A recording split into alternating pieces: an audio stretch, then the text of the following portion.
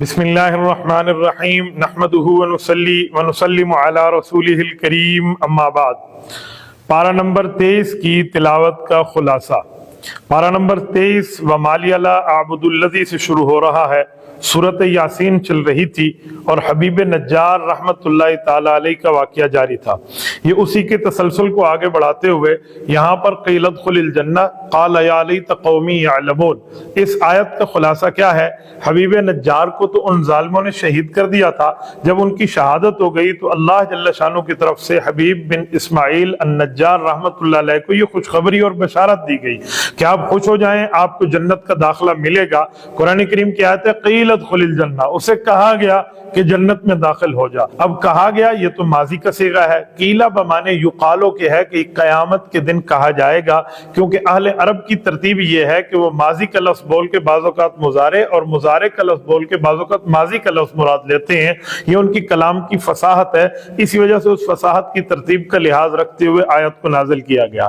دوسرا مطلب ساتھ یہ بھی آپ ایڈ کر لیں کہ دیکھیں جنت اور جہنم کے لیے ذیلی جو ترتیب ہے وہ قبر ہے۔ قبر یا جنت کے باغوں میں سے ایک باغ ہے یا جہنم کی گڑھوں میں سے ایک گڑھا ہے، تو اسی وجہ سے اسے یوں فرمایا گیا گویا اس کی قبر کو جنت کا باغ بنا دیا گیا۔ اصل قبر سے جنت کا داخلہ جو ہوگا وہ آخرت میں ہوگا۔ اس کے آگے آئیے تو قوم کو سمجھانے کے معاملات کے لیے وما انزلنا علی قومہ من بعدہ من جند من السماء وما كنا منزلین، اس آیت کے اندر قوم کی سرکشی کو رب کریم نے بیان کیا کہ وہ قوم سرکش ہو گئی، بالکل ماننے کے لیے تیار نہیں تھی، لہذا آسمان سے فرشتے نازل کر کے ان کے ہلاک کرنے کے بجائے ایک چنگھاڑی ان کے لیے کافی سمجھ لی گئی، اور ایک چنگھاڑ کے ذریعے ایک فرشتے کو بھیجا گیا اور اس فرشتے نے چیخ ماری اور پوری بستی کے کلیجے اس وقت جل گئے، ٹکڑے ٹکڑے ہو گئے اور کلیجے ان کے باہر آ گئے اور یہ بستی برباد ہو گئی۔ اب اس کے بعد اگلے معاملات پہ رب کریم نے جو ذکر فرمایا ہے وَالْيَوْمَ نَخْتِمُ عَلَىٰ أَفْوَاهِهِمْ وَتُكَلِّمُنَا أَيْدِيهِمْ وَتَشْهَدُ أَرْجُلُهُمْ، اس کے اندر رب کریم نے قیامت کے دن کے حساب اور کتاب کا معاملہ بیان فرمایا ہے، یعنی قیامت کے دن حساب و کتاب کے اوپر بندے کے منہ پر مہر لگا دی جائے گی۔ مہر لگانے کا مطلب ہے منہ اللہ کی مرضی کے معاملات میں بالکل پابند ہے، منہ اپنی مرضی سے کچھ نہیں بولے گا، حق اور سچ کی بات کرے گا تو ٹھیک، ورنہ اس کے منہ کو بند کر دیا جائے گا۔ ہاتھ کلام کریں گے، پاؤں کلام کریں گے کہ اس کا معاملہ کیا تھا، تو یہ سارے اعمال اور ان کے معاملات پر اس طرح چلائیں گے۔ آگے مشرکین کی تردید کی ہے رب کریم نے وما علمنا الشعر وما ينبغي له میں یہ فرمایا کہ ہم نے شعر نبی پاک صلی اللہ علیہ وسلم کو نہیں سکھائے، اور نہ یہ پیغمبر کی شان کے لائق ہے اور نہ نبی علیہ الصلوۃ والسلام کی شان کے مطابق ہے۔ یہ کیوں کہا گیا؟ یہ اسی لیے کہ کفار کہتے تھے کہ قرآن ایک شاعر کا کلام ہے اور شاعری پر مشتمل ہے۔ رب کریم نے اس کی تردید فرمائی کہ شاعری ہم نے پیغمبر کو نہیں سکھائی، تو پھر شاعری کا کلام کیسے ہو سکتا ہے؟ لہٰذا یہ رب کا کلام ہے، اللہ کا کلام ہے، تمہاری سوچ جو ہے وہ خیالی ہے، فرضی ہے، منفی ہے، بالکل غلط ہے۔ تو رب کریم نے اس کی تردید فرمائی ہے۔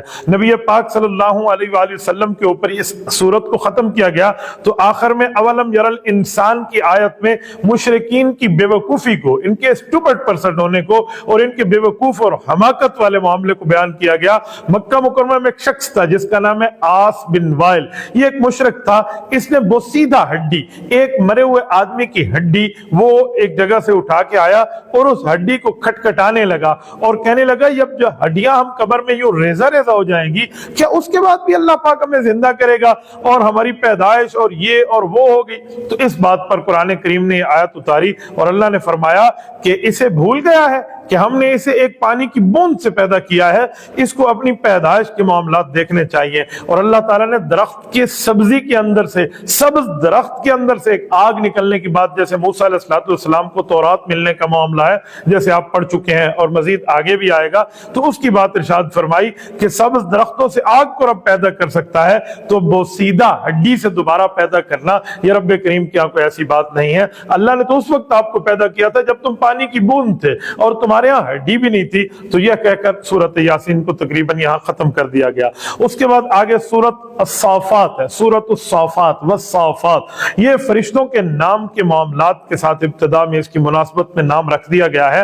یہ مشرکین مکہ کی ایک غلیظ عقیدے کی تردید ہے کہ وہ اللہ جل شانہ کو کہتے تھے کہ اللہ کی بیٹیاں ہیں جو فرشتے ہیں، تو رب کریم نے ان کی بات کی تردید نازل فرمائی اور فرشتوں کی قسم کھا کر، 3 قسمیں کھا کر رب رب کریم نے اس بات کی ارشاد فرمایا کہ فرشتے وہ ہیں جو صف پر صف ٹھہرتے ہیں، فرشتے وہ ہیں جو ڈانٹ ڈپٹ کرتے ہیں ان شیاطین کو جو اوپر چڑھ کے آسمان پہ آ کے ان کی باتوں سننے کے معاملات کرتے ہیں، قسم ان فرشتوں کی جو تلاوت کرتے ہیں ذکر الہی۔ یہ بات فرما کر رب کریم نے معبود برحق ہونے کی بات فرمائی کہ اللہ جل شانہ کو کسی قسم کی ان کی اولاد کی اور فرشتوں کو بیٹیاں بیٹے رکھنے کی کوئی ضرورت نہیں ہے۔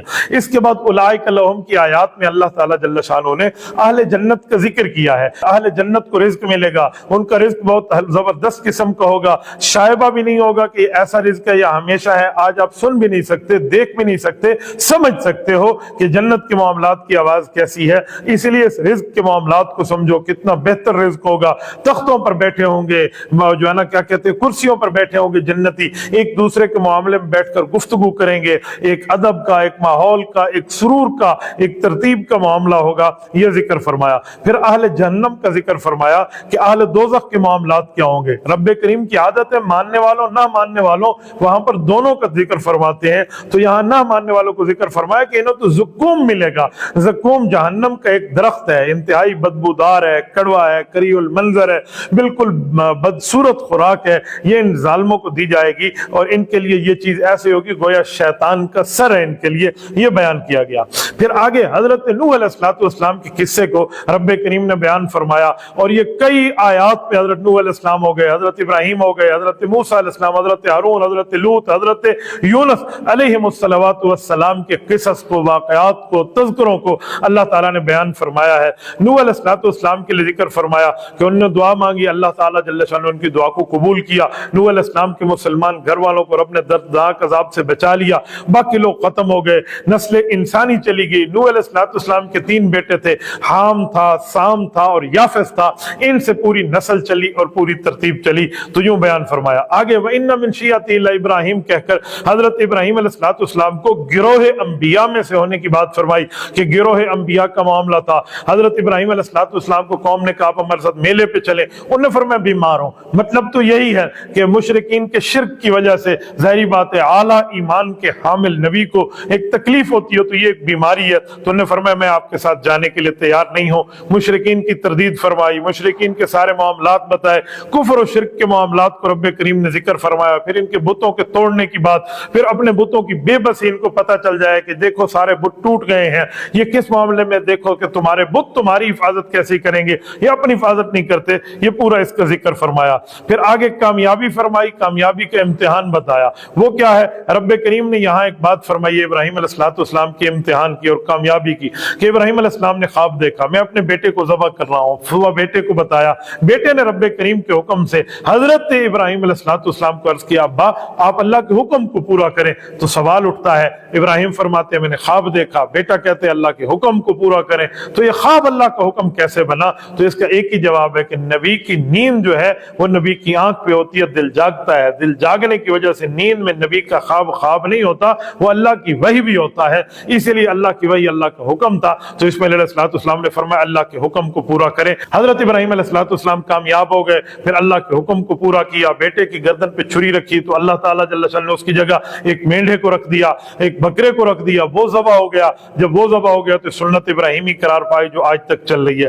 اس کے ساتھ حضرت یونس علیہ السلام کے قصے کو رب کریم نے بیان فرمایا ہے، وَإِنَّ يُونُسَ لَمِنَ الْمُرْسَلِينَ فرما کر رب کریم نے جو بات ارشاد فرمائی ہے وہ حضرت یونس علیہ السلام کا قصہ ہے۔ سورۃ یونس میں تفصیلی گزر چکا ہے، میں صرف آپ کے سامنے اس بارے میں تھوڑا سا چند اشارے دیتے ہوئے کہتا ہوں۔ انہوں نے اپنی قوم کو بتایا کہ تمہارے اوپر عذاب آئے گا، وہ اللہ جل شانہ کی عذاب کی بات کر کے تشریف لے گئے۔ جب چلے گئے تو قوم پیچھے رونے لگی، گڑ گڑانے لگی، آوازاری کرنے لگی، معافی مانگنے لگی، رب کریم نے ان پر عذاب کو ٹال دیا اور یہ وہاں سے تشریف لے گئے۔ ابھی اللہ کا حکم نہیں آیا تھا کہ آپ جائیے، یہ ان سے پہلے تشریف لے گئے۔ اس کا معنی نافرمانی نہیں ہے نعوذ باللہ نبی کی، اس کا معنی منع بھی تو نہیں تھا نا، تو اس سے پہلے تشریف لے گئے۔ تو وہ ایک آزمائش کا معاملہ نبی کے لیے ہوا، وہ کشتی میں تھے، کشتی میں کوڑا ڈالا گیا، پھر ان کو دریا میں ڈالا گیا تو وہاں ایک مچھلی نے سنبھالا، پھر کچھ عرصے کے بعد مچھلی نے باہر اگل دیا، پھر اوپر جو ہے نا کیا کہتے ہیں ایک وہ رکھا گیا رب کریم کی طرف سے ایک درخت کے معاملات، اور یوں یہ ساری ترتیب بتائی گئی۔ یہ کوئی عصمت انبیاء کے خلاف نہیں ہے، یہ جو ترتیبیں کسی کی عقل میں نہیں آتی تو اس کو سمجھ لے تو معاملہ بالکل ٹھیک ہو جائے گا۔ اس پر میں تفصیلی کلام پہلے بھی کر چکا ہوں۔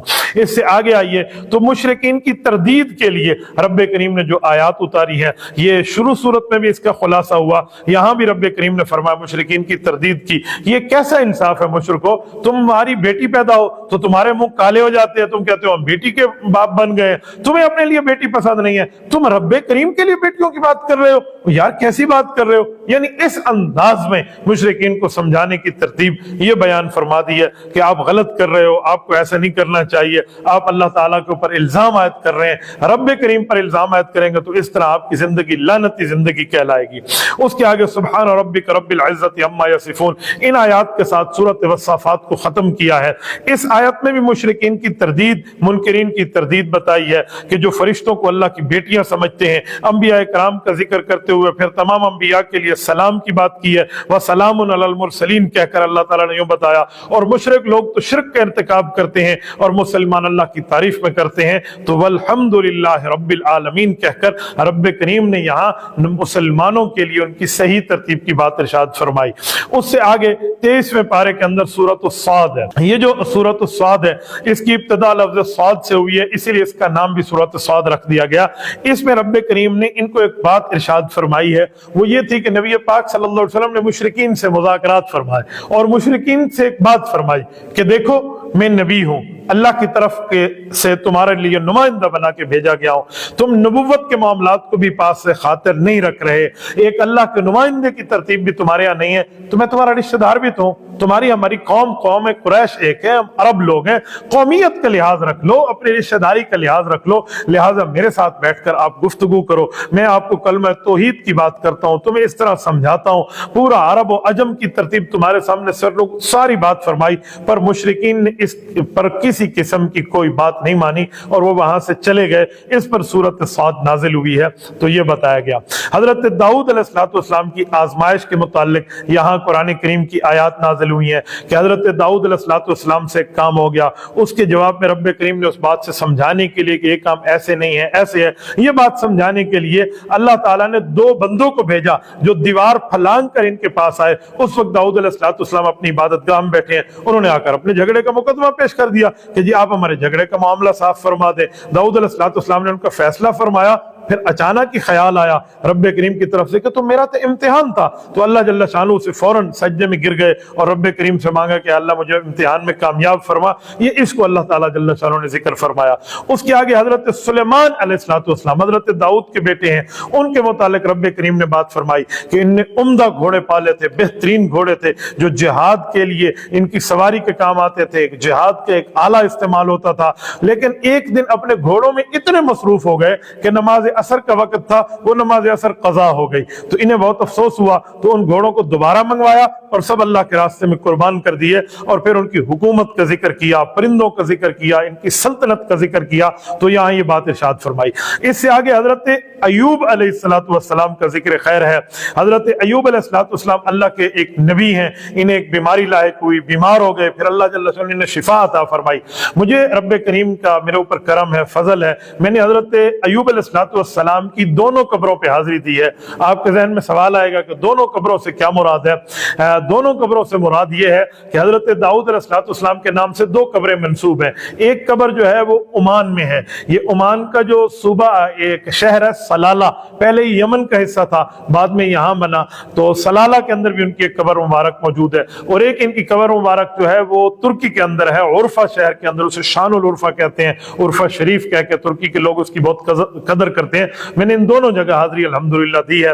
حضرت قائد ملت اسلامیہ مولانا فضل الرحمان دامت برکاتہ نے مجھے ایک مرتبہ فرمایا تھا کہ آپ ترکی میں فاتحہ پڑھ کے آئے ہیں, میں تو عمان گیا ہوں, سلالہ میں نے ایوب علیہ السلام کا فاتحہ پڑھا ہے, وہاں بھی ہے, تو آپ ادھر بھی جائیں. تو رب کریم مجھے ادھر بھی لے گئے. اللہ تعالیٰ کا کرم اور فضل ہے. بہرحال رب کریم اس بات کو قبول فرمائے. ان کا ذکر فرمایا کہ وہ بیمار تھے, تو ان نے پھر ایک جگہ زمین پر پاؤں مارا, ان کے پاؤں مارنے سے چشمہ جاری ہوا, پانی ملا, پانی جب نکلا تو اس سے نہائے اور ان کو صحت مل گئی. بیماری کے دنوں کی بات ہے. شیطان حضرت ایوب علیہ السلام کی بیوی سے آ کر ملا اور ایک عجیب شکل میں آ کر ملا اور کہنے لگا جی میں حکیم ہوں، طبیب ہوں، ڈاکٹر ہوں، سرجن ہوں، میں علاج کرنا چاہتا ہوں۔ اس طرح آ کر ملا۔ حضرت سیدہ راحمہ رضی اللہ عنہ ان کا نام ہے، حضرت ایوب علیہ السلام کی بیوی ہیں، الحمدللہ میں نے ان کی قبر پہ بھی فاتحہ پڑھی ہے۔ تو حضرت راحمہ سے ملا اور انہوں نے کہنے لگا میں آپ کے میاں کا علاج کر دیتا ہوں، بس چیز یہ ہے کہ جس وقت وہ ٹھیک ہو جائے نا تو وہ یہ کہیں گے کہ اس طبیب کی وجہ سے مجھے صحت ملی ہے، یعنی اللہ کی طرف اپنی شفا کی نسبت نہیں کریں گے۔ تو حضرت ایوب علیہ السلام کو آ کر ان کی بیوی نے بات سنائی تو بیوی پر وہ غصہ ہو گیا کہ یہ کیا بات ہے، یہ تو عجیب معاملہ ہے۔ پھر غصے میں حضرت ایوب علیہ السلام نے قسم کھائی، اچھا اگر میں ٹھیک ہو گیا نا میں تمہیں 100 چھڑیاں ماروں گا، یہ قسم کھا کر بات فرمائی۔ اللہ جل شانہ کرم، جب وہ ٹھیک ہو گئے، صحت یاب ہو گئے تو پریشان ہوئے کہ جی میں قسم کیسے پوری کروں، اب وفادار بیوی کو تکلیف بھی نہیں دینی اور تکلیف نہیں دینی تو قسم ٹوٹتی ہے، اب کیا کریں؟ تو پھر رب کریم نے ان کے لیے حل فرمایا کہ آپ چھوٹی چھوٹی تیلیوں کو چھوٹی چھوٹی لکڑیاں اکٹھی کر لیں، 100 اکٹھی کر لیں اور ایک ہی مرتبہ ماریں تو بس وہ قسم بھی پوری ہو جائے گی اور معاملہ بھی ٹھیک ہو جائے گا۔ یہ سورۃ صاد ہے، اس کو اللہ جل شانہ نے یہاں پر ذکر فرمایا۔ اس کے آگے سورۃ زمر ہے، زمر کہتے ہیں گروہ کو، تو اس گروہ کو یہاں پر ذکر کیا گیا، گروہ کی باتوں کو۔